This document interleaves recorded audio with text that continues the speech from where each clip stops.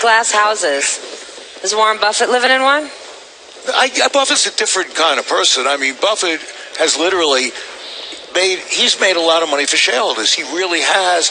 If you look at what he's done over the years, I don't agree with some of the stuff he does, but I think he's way too easy on some of these companies, because our companies in this country have, and I said that to Larry Fink just at this thing at the conference, that I think that we have a major trouble in this country, because I think many too many of our companies are badly run. They're run by mediocre CEOs and should be made accountable.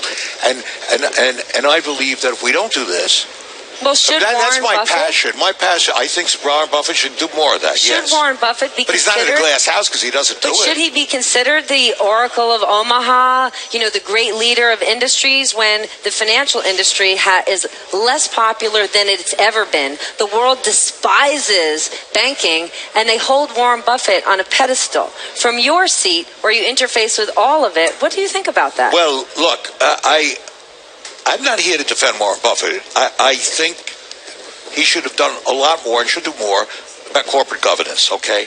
But Warren Buffett has done, in other words, he hasn't screwed shareholders like some of these guys in Silicon Valley. They screwed him. I don't see him doing that.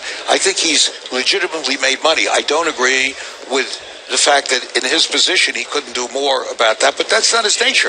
But earlier you were defending... I mean, I'm not going to start getting into a war with Warren Buffett. I mean, I think he's a smart guy, and I think he's done well for shareholders, and there are things I disagree with him on, but hey, I don't like to start wars, but if somebody wants to start it with me, especially guys like that, I was minding my own business. They started it. I mean, hey...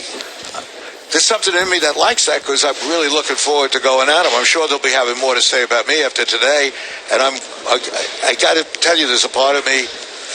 My mother said I have some kind of warrior gene in me or something. A warrior gene? Well, some I saw on TV. She said I would throw back to a 13th century warrior in the family.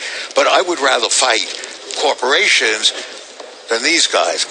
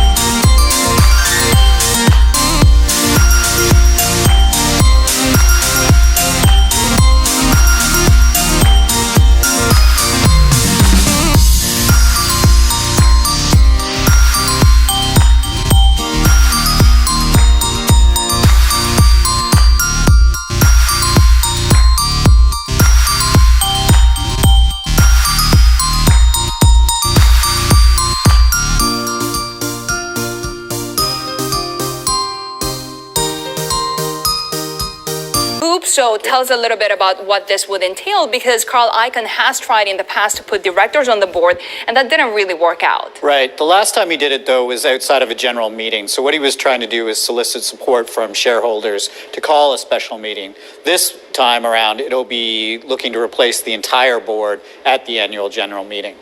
So what exactly is Carl Icahn so unhappy about in this deal? Well, I think if you go back, the original point of contention is this $37 billion takeover of Anadarko, and also the fact that this transformational transaction didn't go towards a shareholder vote.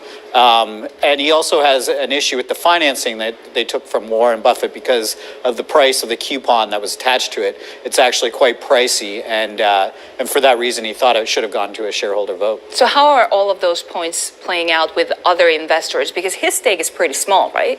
Yeah, but the overall share price has fallen about 40% since the news first emerged that Oxy would go into a bidding war for Anadarko. And so and a lot of that's got to do with oil prices, but the amount of leverage that they took on in order to pursue this transaction is also weighing on the stock considerably.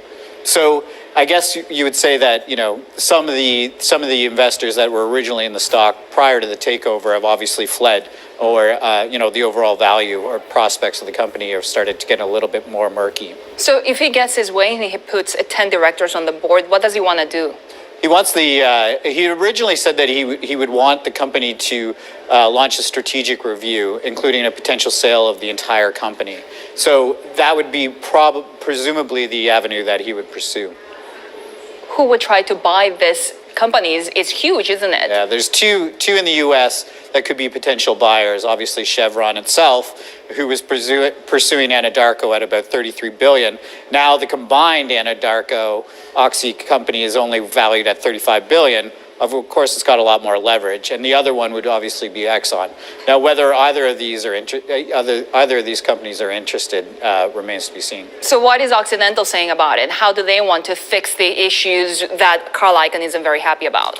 So they've outlined their strategy, and a lot of it comes from paying down debt. So what they're going to do is they're going to sell assets valued at $10 to $15 billion by mid-2020. They're going to use the proceeds to pay down debt in order to, you know, decrease the financial stress on the company. They were also curtailing spending next year by about 40%, so that'll also let them pay down debt. What are analysts saying about those plans, and do they prefer those plans from Occidental or a Carl Icahn takeover? Well, I think everybody's really focused right now on the dividend and, you know, the financial health of the company, and I think there's a divide on whether the dividend is sustainable. I think generally, you know, the analyst community believes that it is because it's largely hedged, but there are those who think that, you know, if oil prices continue to tumble, that it might be an issue for the company, and obviously that's something that shareholders would care about. So what's the next thing that we have to watch out for, the deadline for the nominations? So the deadline for the nominations at the end of the week on Friday. Okay. So what we'll see likely is a formal nomination of these 10 directors. We'll likely get to find out who they are as well, and then we'll go from there.